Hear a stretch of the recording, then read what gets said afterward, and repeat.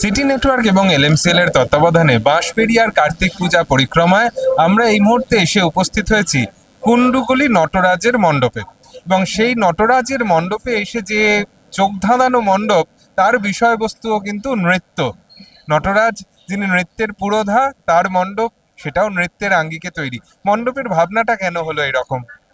Actually মণ্ডপের ভাবনাটা হচ্ছে ধ্রুপদী নৃত্য। ধ্রুপদী নৃত্যর বিভিন্ন নৃত্যের মধ্যে ফেমাস নৃত্য হচ্ছে ভারতনাট্যম অ্যান্ড কথাকলি। তো ভারতনাট্যম যেহেতু নটরাজকে অর্পণ করে করা, সেই ধারণা থেকেই এই মণ্ডপটা করা। তো এই মণ্ডপে যে ইনস্টলেশন গুলো আপনারা রেখেছেন, একদম প্রাণবন্ত একটি মূর্তি, আর সঙ্গে সঙ্গে এত সুন্দর আলোর কাজ, নৃত্যের বিভিন্ন আঙ্গিক দেখিয়েছেন। আর কি কি রয়েছে মণ্ডপের মধ্যে? এই মণ্ডপের মধ্যে আমাদের লাইভ নৃত্য রয়েছে। সেটা হচ্ছে আমরা যেহেতু আছে প্রথম দিন, এখনো পুজো স্টার্ট হয়নি, সেজন্য একটু তাতেই বন্ধ করে দিয়েছি। আমাদের সন্ধ্যে 6টা থেকে রাত 12টা অবধি লাইভ নৃত্য চলছে, যেখানে ভারতনাট্যম লাইভ পারফরমেন্স চলছে। সেটা আমাদের একটা বিশেষ আকর্ষণ করতে পারেন। সেটাই বেসিক্যালি এই কনসেপ্টের সাথে একদম পরিপূরক যাকে বলা যায়। বোঝাই যাচ্ছে যে শুধু মণ্ডপ সাজানো নয়, সেই মণ্ডপকে আরো প্রাণবন্ত কি করে করে তোলা যায়, সেই ভাবনা থেকে একদম সরাসরি নৃত্যের প্রদর্শনী রয়েছে এই মণ্ডপের মধ্যে। আর জানতে চাইবো যে এই যে নটরাজ মূর্তি, সেই নটরাজ মূর্তি নিয়ে যখন আপনারা রাস্তায় বেরোবেন প্রসেশনের দিন, সেদিন কি চমক থাকছে? সেদিনকে চমক থাকছে, সেটা চমক থাকুক, যখন 3 দিন পর সবাই জানতে পারবে। বোঝাই যাচ্ছে যে বারোয়ারির যারা কর্মকর্তা রয়েছেন, তারা চান যে সেই চমকটা শেষ অবধি ধরে রাখতে। কারণ রাস্তায় যখন তারা বেরোবেন, তখনই সেটা আনফোল্ড হোক সবার সামনে, এটা অবশ্যই চাইবেন। আর এই পুজোর সময় এই যে এত সুন্দর মণ্ডপ মূর্তি মুখে মুখে যখন ছড়াবে, বা আমাদের প্রচার মাধ্যমের মাধ্যমে যখন ছড়িয়ে যাবে, প্রচুর মানুষের যখন ভিড় হয়, তখন কিভাবে সামলান? সেটা আমাদের ভিড় সামলার জন্য অলরেডি প্রফেশনাল এজেন্সিকে রাখা আছে। 8জন সিকিউরিটি এজেন্সি থেকে লোক থাকে, যারা টোটাল ভিড়টাকে কন্ট্রোল করে, যারা ক্লাব মেম্বার ছাড়া। তো সেটা অবশ্যই থাকে। আমাদের সবসময় এটাই থাকে যে এই মণ্ডপটা করা আমরা পাবলিকের জন্য করেছি, যাতে তারা ভালো করে দেখতে পারে। অবশ্যই সেটা সবথেকে সেফটি, সেটা আমরা কনসার্ন রাখি। এই মণ্ডপে অলরেডি 8খানা সিসিটিভি ক্যামেরা লাগানো আছে পুরো রাস্তা থেকে। তো সেটাও যদি কোথাও কোনো মানে অবাঞ্ছিত কোনো প্রবলেম না হয়, সেটা আমরা লক্ষ্য রাখি। ক্লাব মেম্বার তো থাকেই, সেই জন্যই প্রফেশনাল এজেন্সিকে আমরা রাখি, তারা এটা একটা ডিসিপ্লিন ওয়েতে মেনটেন করতে পারে। যেমনটা আপনারা শুনলেন যে বাঁশবেড়িয়ার পুজো কমিটি, তারা শুধুমাত্র পুজো অনুষ্ঠান একটা অর্গানাইজ করছেন তাই নয়, সেখানে যাতে দর্শকেরা এসে কোনো রকম সমস্যায় না পড়েন, সেদিকেও তাদের তীক্ষ্ণ নজর রয়েছে। ঠিক এই রকমই বেশ কিছু পুজো মণ্ডপ আপনাদের দেখাবো। দেখতে থাকুন সিটি নেটওয়ার্ক এবং এলএমসিএল এর তত্ত্বাবধানে পূজা পরিক্রমা বাঁশবেড়িয়া থেকে।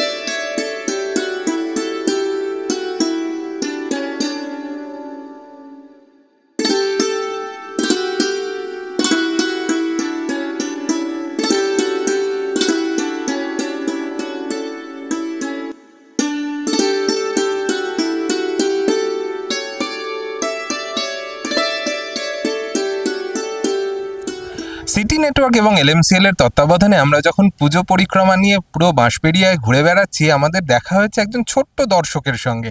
আর সেই দর্শকের সঙ্গে একটু কথা বলে নেওয়ার পালা। প্রথমে তোমার নামটা একটু বলবে আমাদের? বলো নামটা। আমার নাম সৃজিত শীল। আচ্ছা সৃজিত, তুমি যে এই যে এত রাত্রিবেলা ঠাকুর দেখতে বেরিয়েছো, তোমার শীত করছে না?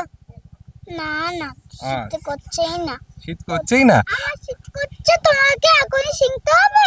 ও আচ্ছা আচ্ছা, ওর এখন শীত মোটেই করছে না। কারণ আচ্ছা, সৃজিতের একটা মানে বিশেষ গুণ হচ্ছে, ও চোখে হয়তো মণ্ডপ দেখতে পারছে না, কিন্তু মায়ের কথা শুনেও কিন্তু সব মণ্ডপের সবকিছু বুঝে ফেলছে। তো আমি এটাই জানতে চাইবো যে সৃজিত, তুমি এই যে ঠাকুর দেখতে বেরিয়েছো, এ পর্যন্ত কটা প্যান্ডেল ঘুরলে? বলো। একটা। একটা প্যান্ডেল? আর তারপরে আরো অনেকগুলো ঘুরেছো শুনলাম তো। বলো, আবার- অনেকগুলো, 7টা প্যান্ডেল দেখেছি। 7। 7খানা প্যান্ডেল দেখে ফেলেছো। আচ্ছা সৃজিত কেমন করে ঠাকুর দেখে, আমি একটু ওর মাকে জিজ্ঞেস করবো। ঠাকুর দেখতে মন্ত্র বলছিল। ঠাকুর দেখতে মন্ত্র বলছিল, ওকে পুরো ডেফিনেশন দিতে হয় যে কোনটার সাথে কি আছে, ঠাকুরের কি আছে, মানে কোন ঠাকুরটা কেমন দেখতে, প্যান্ডেল কেমন দেখতে, সবকিছু বলে দিতে হয়। আর সৃজিতের যেটা সব থেকে বড় গুণ, ও ভীষণ কথা বলতে ভালোবাসে। ও কিন্তু একটু আগে আমাদের সঙ্গে রীতিমতো গল্প করছিল। তো সৃজিত আজ এই রাত্রিবেলা কতক্ষণ আর ঠাকুর দেখবে? ওই যে 5:30টায়। 5:30। 5:30 অবধি, অর্থাৎ সারা রাত জাগিয়ে ও কিন্তু সবাইকে নিয়ে ঠাকুর দেখতে বেরিয়ে পড়েছে।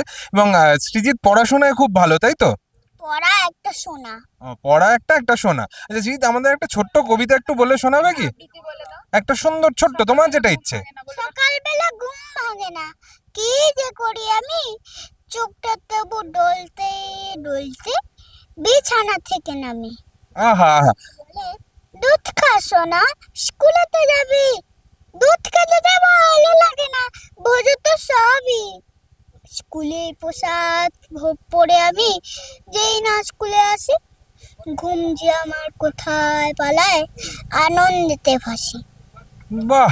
লেখাপড়া শিখে আমি বড় হতে চাই, এমন ভালো স্কুল কোথায় বলো পাই। ম্যাডামরা যে ভালোবাসেন মায়ের মতো করে, কত মাকে পাই এখানে বাড়ি মাকে ছেড়ে। ক্ল্যাপ করো। বাহ বাহ বাহ। শুনলেন যে সৃজিত যে হয়তো নিজের চোখে দেখতে পারছে না, কিন্তু মায়ের সঙ্গে ও কিন্তু সারা রাত ঠাকুর দেখছে। বোঝাই যাচ্ছে যে এই যে বর্তমান যুগে দাঁড়িয়ে সমস্ত প্রতিবন্ধকতাকে তাদের অভিভাবকেরা কিভাবে হারিয়ে দিতে শিখছেন, এটাই একটা বড় পাওনা এবং এটা একটা শিক্ষাও। আমি অসংখ্য অভিনন্দন জানাবো আপনাদের যে সৃজিতকে নিয়ে রাত্রিবেলা ঠাকুর দেখতে বেরিয়েছেন এবং ওর পড়াশোনা খুব ভালো করে। আগামী দিনে আমরা সিটি নেটওয়ার্ক এবং এলএমসিএল এর পক্ষ থেকে সৃজিতের উজ্জ্বল ভবিষ্যৎ কামনা করি।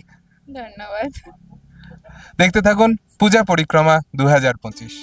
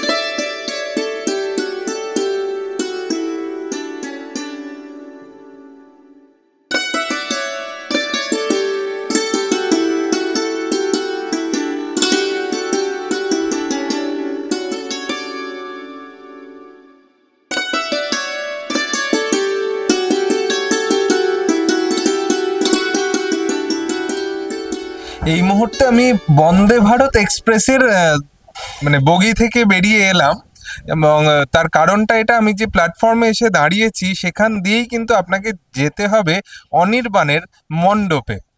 একটি অভিনব ভাবনা, যেখানে দর্শকেরা ট্রেনে করে আসছেন, অর্থাৎ যেখানে মণ্ডপে ঢোকার রাস্তা সেখানে রয়েছে একটি স্টেশন, সেখান থেকে তারা এই ট্রেনে চাপছেন এবং এই ট্রেনে চেপে চলন্ত ট্রেন এসে থামছে এই স্টেশনে, সেখানে নামার পরে তারা যাচ্ছেন মণ্ডপে। এই অভিনব ভাবনাটা কিভাবে মাথায় এলো? না, ব্যাপারটা কি হচ্ছে, আমাদের এবারে 50 বছর, তা সেই রজত জয়ন্তী বর্ষে আমরা নতুনত্ব আমরা চিরকালই দিয়ে এসেছি, তা এবারে কি নতুনত্ব, তা সেই জন্য আমরা প্রথম চিন্তা ভাবনা করি যে কথা বলা, পথ চলার উত্তরণ এবং বিবর্তন, অর্থাৎ যে কথা বলা মানে পায়রা ওড়ানো থেকে আজকে এআই, সেইটা দেখানো হয়েছে আমাদের মণ্ডপে। আর পথ চলার উত্তরণ দেখানো হয়েছে স্টিম ইঞ্জিন থেকে আজকের বন্দের ভারত, সব থেকে স্পিডি ট্রেন। এটাই আমাদের সবাইকার ভাবনা ছিল যে কিভাবে নতুনত্ব দেওয়া যায়। সেইখান থেকে আমরা বিভিন্ন রকমভাবে যোগাযোগ করে ট্রেন এনে তাকে বন্দে ভারত তৈরি করে এবং এইভাবে লোককে মজা দেওয়ার চেষ্টা করেছি, আনন্দ দেওয়ার চেষ্টা করছি। এই যে রেল লাইন পাতা হয়েছে, এটা তো আপনাদের পাড়ারই একটি রাস্তা, তার উপরে রেল লাইন পেতে এই ট্রেনে করে মানুষজন আসছেন। একবার ট্রেন এলে কতজন আসছেন? একবার ট্রেন এলে 25 থেকে 30 জন আসছেন। অর্থাৎ 25 থেকে 30 জন দর্শককে ট্রেনে করে আনছেন, নামাচ্ছেন, আবার ট্রেন ফেরত যাচ্ছে। এবং ট্রেনটা এখানে এসে, অর্থাৎ আমরা যেটা দেখিয়েছি যে ওটা হচ্ছে হাওড়া স্টেশন যেখান থেকে ছাড়ছে, এবং এটা হচ্ছে এনজিপি স্টেশন, মানে হাওড়া থেকে বন্দে ভারত এনজিপি আসছে। এবং শুধুমাত্র আমাদের ক্লাবের বলবো না কিংবা আমাদের সঙ্গের বলবো না, এই পাড়ায় যাদের বাড়ির ওপর দিয়ে লাইন গেছে অসম্ভব সহযোগিতা করেছে, মানে তারাও হয়তো বাড়ি থেকে বেরোতে পারছে না সন্ধ্যাবেলায়, মানে সারা পাড়ার লোক আমাদের এই উদ্যোগের সঙ্গে ভীষণভাবে জড়িত। আচ্ছা, প্রথম যখন ট্রেনটা চললো, আপনাদের নিশ্চয়ই পাড়ার যারা সদস্য তারা চেপেছিলেন, কেমন অনুভূতি হচ্ছিল যে পাড়ার মধ্যে এরকম একটা অভিনব ব্যাপার?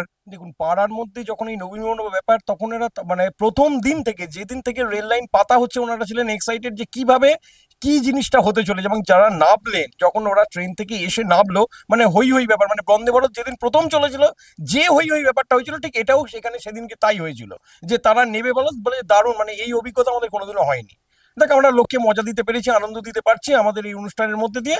আমাদের কার্তিক পুজোকে আমরা 50 বছর আমরা সফলভাবে মনে করছি এখনো পর্যন্ত দর্শকের বিচারে। বোঝাই যাচ্ছে যে মানুষের, মানে আমরা যখন চারিদিকে পুজো পরিক্রমায় ছিলাম, বিভিন্ন জায়গায় মানুষের মুখে মুখে ঘুরছিল যে ট্রেন চাপবো, অর্থাৎ ঠাকুর দেখতে বেরিয়ে একদম দক্ষিণবঙ্গ থেকে উত্তরবঙ্গে যেন ট্রেন আসছে এবং মানুষজন সেই ট্রেন চাপছেন। 50তম বর্ষ, সুবর্ণ জয়ন্তী বর্ষ, এই বছরটাকে মানে এই পুজো অনুষ্ঠানের বাইরেও আরো কি কি করলেন এই বছরটাকে মনে রাখার জন্য? বছর ধরে, অর্থাৎ এই 50 বছরকে উদযাপন করার জন্য আমাদের সারা বছর প্রোগ্রাম ছিল। আমাদের প্রথম যে অনুষ্ঠানটা শুরু হয় সেটা হচ্ছে রক্তদান শিবির দিয়ে, এবং আমরা যখন সেই ডাক্তারদের, অর্থাৎ শিশু দিবস গতকাল গেছে, সেখানেও আমরা ফলদান এবং খেলনা করেছি, রক্তদান শিবির এবং ডাক্তারবাবুদের সম্মাননা জানানো, সমস্ত কিছু, মানে সারা বছর প্যাক প্রোগ্রাম ছিল। এবং কালকেও আমাদের আছে এখানে ট্যালেন্ট হান্ট বলে একটা অনুষ্ঠান, এবং সেটা 3:30 থেকে রাত্রির যত পর্যন্ত চলবে সেই ট্যালেন্ট হান্ট আমাদের হবে, এবং তার সঙ্গে সহযোগিতা করছে আমাদের ইন্ডিয়ান ফেস্টিভ্যাল। বোঝাই যাচ্ছে যে একটা উৎসবের পরিবেশ, সেটাকে 50তম বর্ষে আরো উৎসব মুখর করে তুলেছেন অনির্বাণ ক্লাবের সদস্যরা, এবং তাদের এই পুজো অনুষ্ঠান গোটা বাঁশবেড়িয়ার সামনে একটা নতুন দৃষ্টান্ত বলা যেতে পারে, এবং এই দৃষ্টান্ত দেখতে মানুষ ছুটে আসছেন। আপনাদেরও সেই ছবি দেখাচ্ছি, আর তাদের জামাই কার্তিক হয়। এবং শুধু এটা নয়, মানে আজকে আমি বাইরে বেরিয়েছিলাম বাজার করতে, বিকেল বেলার দিকে একটু দোকানে গেছিলাম, যেখানে কল্যাণী ব্রিজটা এসে নামছে, এবং অনেকে জিজ্ঞেস করছেন ট্রেন কোথায় হচ্ছে। আর সব থেকে আশ্চর্য ব্যাপার আমার যেখানে লাগলো, ওখানে টোটোওয়ালা বলাচ্ছে এনজিপি যাবেন 10 টাকা। বলছে এনজিপি যাবেন, মানে ব্যাপারটা হচ্ছে ওনারা এসে ওই মোড়ে নামিয়ে দেবেন, আমাদের ক্লাবের মোড়টায় নামিয়ে দেবেন, ওনারা ট্রেনে যাবে, এনজিপি আসবেন। মানে ওনাদের কাছে ক্লাব অত তো মনে রাখা যায় না, মানে সবাই এসে জিজ্ঞেস করছে ট্রেন কোথায়, ওনারা একটাই মনে রেখে দিচ্ছেন যে এনজিপি চলুন 10 টাকায়। বোঝাই যাচ্ছে যে বাঁশবেড়িয়ার এবছরের অন্যতম আকর্ষণ সেই ট্রেন, এবং তার সামনেই আমরা দাঁড়িয়ে রয়েছি আর দেখাবো তাদের জামাই কার্তিক। এবছর 50 বছর অনির্বাণের। অসংখ্য অভিনন্দন আপনাদের। দেখতে থাকুন সিটি নেটওয়ার্ক এবং এলএমসিএল এর তত্ত্বাবধানে কার্তিক পূজা পরিক্রমা বাঁশবেড়িয়া থেকে।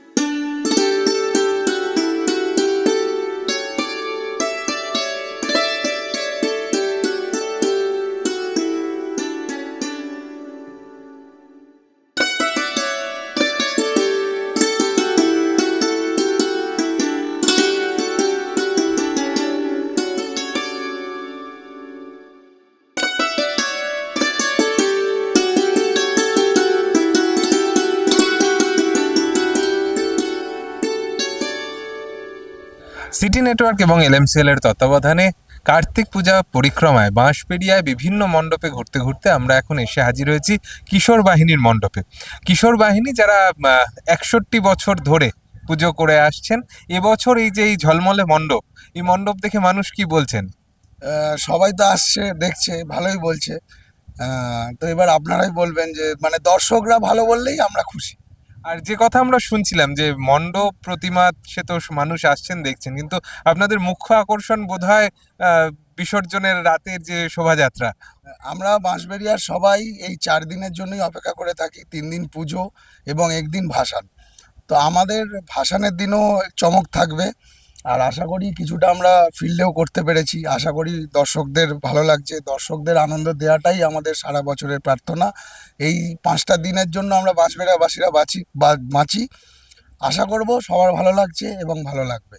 এই যে পাড়ার যারা বন্ধুরা, তারা এই কটা দিন প্রায় সারা রাত জাগা, সবাই মিলে আনন্দ মজা, এইভাবেই 5টা দিন কাটে। তো সারা বছরের এই দিনগুলোর অপেক্ষায় যখন আপনারা থাকেন, যখন এই 5টা দিনের শেষ দিন চলে আসে, কিছুটা মন তো খারাপ হয়।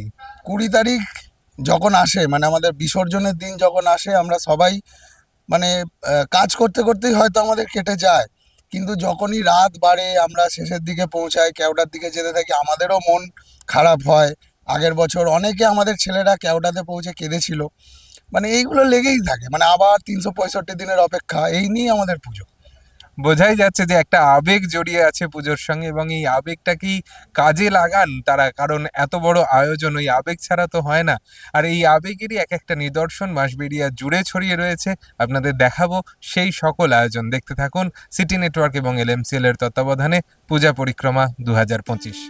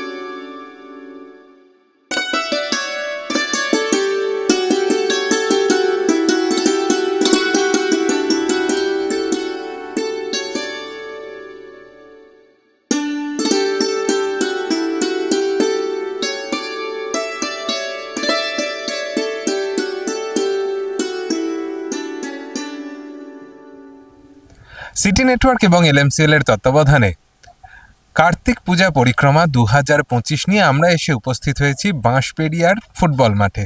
আর এই বাঁশবেড়িয়ার ফুটবল মাঠ এই কারণেই বিখ্যাত যে এই সময়, অর্থাৎ পুজোর সময়কালে দাঁড়িয়ে এখানে দুটো বড় বড় পুজো অনুষ্ঠান হয়, আর তার সঙ্গে সঙ্গেই একটা বিশাল বড় মেলা বসে। আর সেই মেলাতে ঘুরতে ঘুরতেই আমি পেয়ে গেছি আমাদের সঙ্গে এক বন্ধুকে।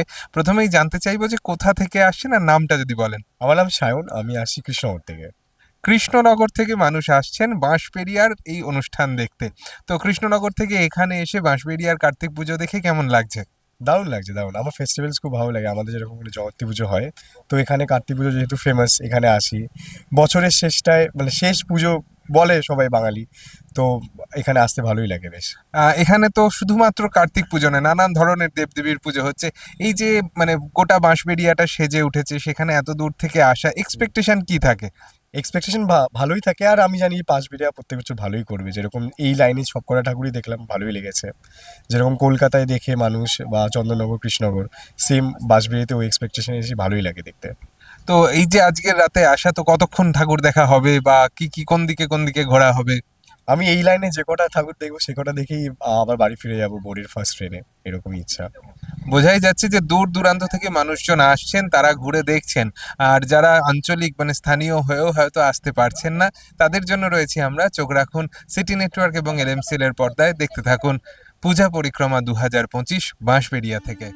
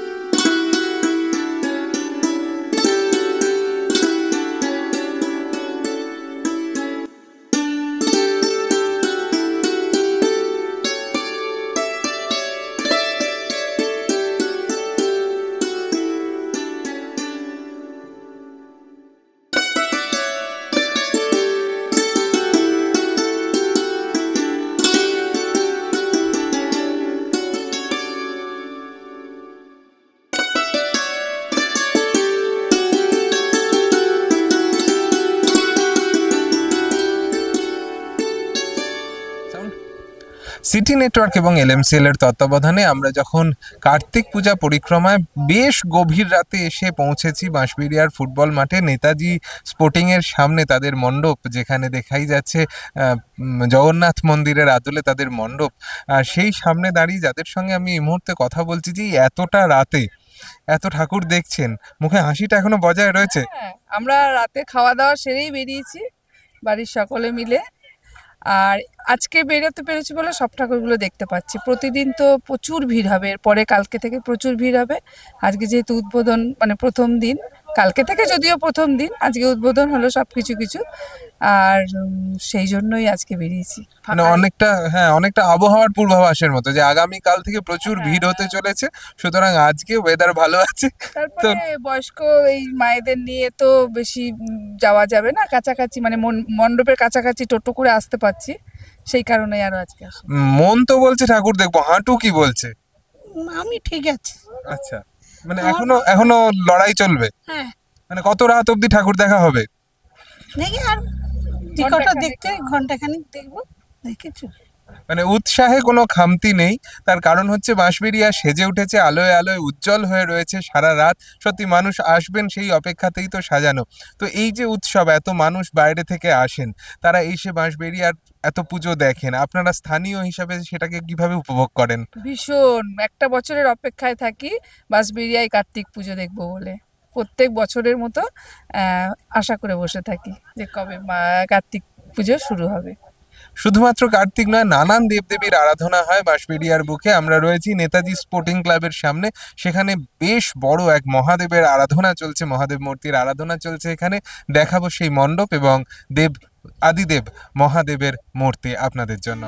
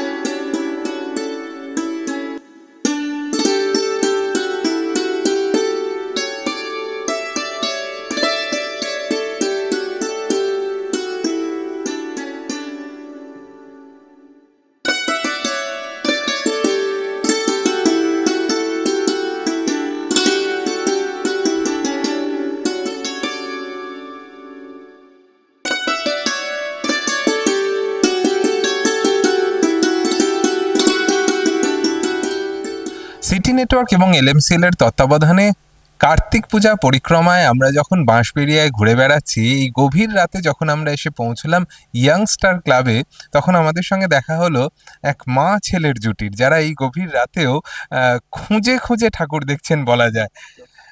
প্রথমেই জিজ্ঞেস করবো যে মাকে নিয়ে এত রাতে ঠাকুর দেখতে বেরোনো, এটা কি প্রথম বছর? হ্যাঁ, এটাই প্রথম বছর।